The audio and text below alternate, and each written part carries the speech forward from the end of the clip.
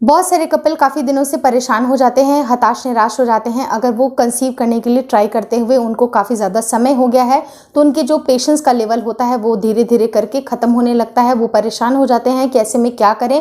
तो अगर आप मेरे चैनल पे पहली बार आए हैं तो आपको एक प्लेलिस्ट के ऊपर जाना चाहिए जिसका नाम है journey to parenthood trying to conceive. तो वहाँ पर मैंने बहुत सारे टिप्स एंड ट्रिक्स के ऊपर बातें की हैं। कुछ ऐसे टिप्स मैंने बताए हैं जिन्होंने बहुत सारे लोगों जिन्होंने फॉलो किया है उनका कंसीव हुआ है। तो विश्वास के साथ आप सारे टिप्स एंड ट्रिक्स को फॉलो करिए, आपका कंसीव ज़रूर होगा। आज की वीडियो स्टार्ट करते हैं। नमस्कार दोस्तों, मेरा नाम हर्षिता वर्मा है और आपका मेरे चैनल ट्विंस माय वर्ल्ड पे स्वागत है।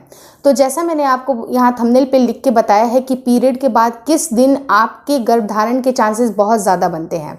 बहुत सारे कपल्स का सवाल ये होता है कि मैम कितने दिन आपको रिलेशन प्लान करना चाहिए, पीरियड के कौन से दिन पे करना चाहिए या फिर कौन से स्टाइल में करना चाहिए। देखिए, मैं सीधा सीधा आपको जवाब ये देना चाहती हूँ कि अगर आपकी टाइमिंग सही नहीं है, मतलब जिस समय आपका फर्टाइल डेज चलता है, जिस समय आपके शरीर से जो ओवरी से जब अंडा परिपक्व होकर निकलता है, वो एक बेस्ट टाइम होता है जिस समय आपको रिलेशन में रहना चाहिए, क्योंकि उससे बहुत ज़्यादा चांसेस ये बनते हैं कि आपकी प्रेगनेंसी कंसीव हो जाए।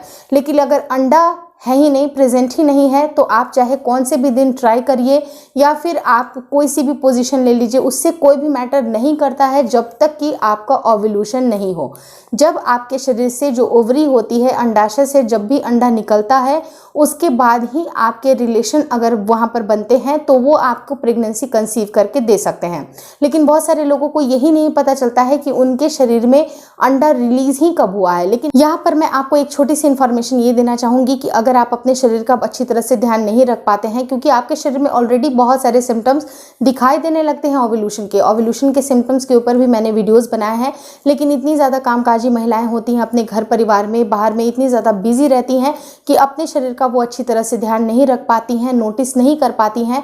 तो ऐसे केस में उनको डेट को याद रखना काफ़ी ज़्यादा ज़रूरी होता है, क्योंकि डेट वाइज या कैलेंडर का मेथड यूज़ करके आप अपने ओव्यूलेशन को ट्रैक कर सकते हैं कि किस दिन आपका ओव्यूलेशन आया है। उसके हिसाब से आप अपने रिलेशन को प्लान करें और उससे आपकी प्रेगनेंसी रुकेगी।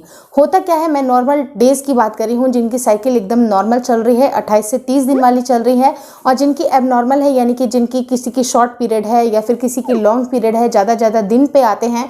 तो ऐसे केस में आपको ओव्यूलेशन कैसे निकालना चाहिए, एंड स्क्रीन पे मैं उस वीडियो की लिंक डाल दूंगी, तो आप जाके ज़रूर देख लीजिएगा। यहाँ पर नॉर्मल केसेस की बात की जाए कि अगर 28 से 30 दिन की आपकी पीरियड साइकिल चलती है तो वो महिलाएं हाईली फर्टाइल होती हैं। अगर वो कैलेंडर मेथड का इस्तेमाल करती हैं तो वो अपने ओव्यूलेशन को ट्रैक करके रिलेशन प्लान करके प्रेगनेंसी प्लान कर सकती हैं।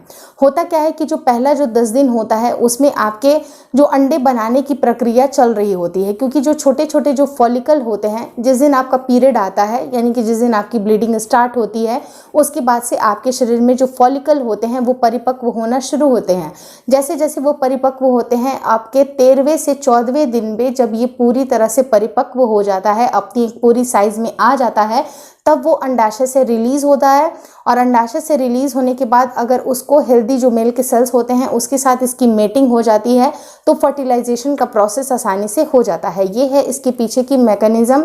लेकिन आपको ये पता कैसे चलेगा कि आपका 13 डे पे ही हुआ है, 14 डे पे ही हुआ है या 15 डे है, क्या इसका मेथड क्या है? तो इसके लिए एक सिंपल सा मेथड आपको ये बताना चाहूँगी कि आपको पहले से पता है कि जो पहला जो 14 दिन होता है उसमें आपके फॉलिकल पकते हैं, यानी कि अपने साइज में बढ़ते हैं। तो आपको 10 दिन के बाद से एक्टिव हो जाने की ज़रूरत है, क्योंकि 10वें से 11वें दिन के बाद से आपको 20वें दिन आपको अल्टरनेट डे पे रिलेशन प्लान करना है। कि अगर मान लीजिए कि अंडा अगर जल्दी भी आ जाता है तो आपके पास जो मेल के सेल्स है वो पहले से अगर मौजूद होंगे तो वो उसे निषेचित करके उसके बाद जो बेबी का फॉर्मेशन का काम करना शुरू कर देंगे। तो आपको 11वें दिन से लेके 20वें दिन को अल्टरनेट डे पे आपको रिलेशन रखना है, ताकि जब भी अगर अंडा रिलीज हो या फिर जब भी आपका, यानी कि अगर लेट से भी हो, जल्दी भी हो, कभी भी हो, तो आपके पास जो मेल के सेल्स हैं वो पहले से मौजूद होंगे, आपके ट्यूब्स में अवेलेबल होंगे, तो उसे जल्दी से जल्दी फर्टिलाइज करके आपको प्रेगनेंसी कंसीव करा सकते हैं। और बाकी जो अदर डेज है, 20 डेज के बाद से आपके चांसेस कम होने लगते हैं, क्योंकि उसके बाद से जब अंडा रिलीज होता है उसे मेल के सेल्स नहीं मिलते हैं, तो उसके बाद वो शेड आउट होना शुरू करती है। उसके बाद आपके मेंस्ट्रुएशन के पीरियड आना शुरू होने लगते हैं। धीरे धीरे जैसे जैसे से डेज और पास आते हैं और जिस समय आपका पीरियड का 28 दिन पूरा हो जाता है उसके बाद आपकी नेक्स्ट साइकिल रिपीट होती है। तो ये साइकिल रिपीट ना हो इसलिए आपको ओव्यूलेशन डे का खास करके ध्यान रखना है और इस समय ज़रूर से रिलेशन प्लान ज़रूर करना है। तो आपको इस कैलेंडर मेथड को समझ में आया मुझे लगता है अच्छी तरह से। अगर आपका अनियमित पीरियड है, आपको समझ में नहीं आ रहा है कि मेरी पीरियड जल्दी आ जाती है या फिर कम देर से आती है, ऐसे केस में आप ओव्यूलेशन डे को कैसे ट्रैक करेंगे, तो यहाँ एंड स्क्रीन पे ये वीडियो की लिंक आ रही होगी, तो इस पर क्लिक करके आप बाकी की उस वीडियो को समझ लीजिएगा, अच्छे से समझ में आ जाएगी। मुझे लगता है ये वीडियो अच्छे से एक्सप्लेन हुई है। Thank you so much for watching twins my world.